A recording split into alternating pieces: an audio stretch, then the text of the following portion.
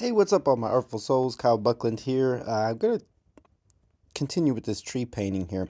We're going to start adding in some sky color here. So the sky is a nice clear blue sky, and so generally I would start with a little bit of phthalo blue and lemon yellow and some white.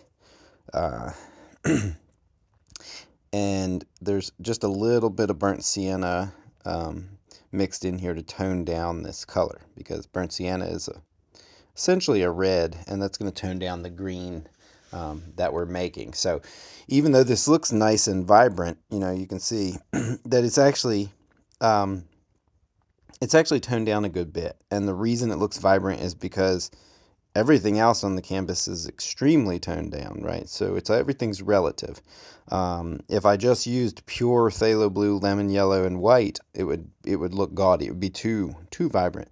So by throwing just a little bit of burnt sienna into that, it really helps tone that down. So as I move up into the sky, I'm going to add a little bit of ultramarine blue to the mixture. So you start to see that creep in, and that does a couple things. It's going to shift the color and also shift the value. So we're shifting the temperature and the value. So we're getting a little bit cooler. Phthalo blue is a very warm blue. It has yellow in it, and yellow is the warmest color.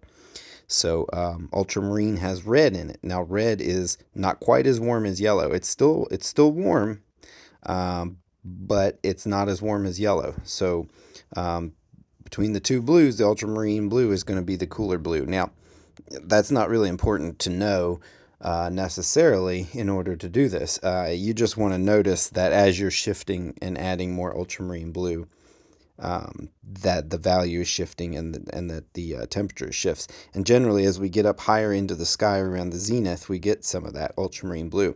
Now notice how I'm being careful not to cover up all these little branches, right?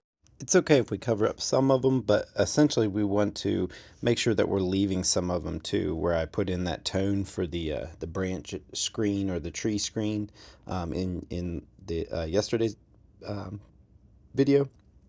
But this is a weaving process, right? So we will be bringing some of those branches back into the sky. So I don't expect you to get in there and paint the sky around every single little branch and mark up there. So you notice even in some areas the blue mixed with the purple that was already under there, and we got this nice kind of a smoky blue with a little bit of purple. That's going to help us give that effect.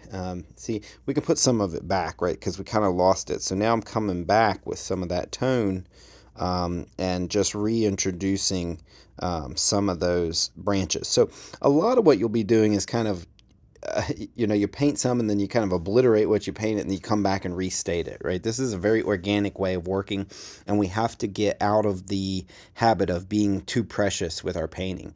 The only time you really need to be precious with a painting is after you finish it. There's no sense in being precious with any part of it until you're done with it, because we can always come back and change things. One of the wonderful things about oil paint is it's very forgiving, right? You can come back and you can scrape stuff out. You can paint darks into lights and lights into darks, and you really don't have to worry too much, about changing things. It's very easy to change things. So, and actually, when we want to get a very organic way of painting, you'll see that kind of this weaving process creates that very organic feel to the painting when it's finished. So a lot of the little branches I drew in the beginning I covered right back up, but now I can come back and restate them pretty quickly. And so having that efficiency in your brushwork and that confidence in your brushwork, which will develop the more you paint, is going to help you feel less tied to the painting, right? You can change things, you can paint over, we can scrape stuff back. Like I said, it's just real, the more you paint, the more comfortable you'll become painting. And so we'll, one thing we'll be doing tomorrow is coming back and really starting to restate some of these smaller branches. So hope you've enjoyed today's video, and I'll see you tomorrow at the next Take 5.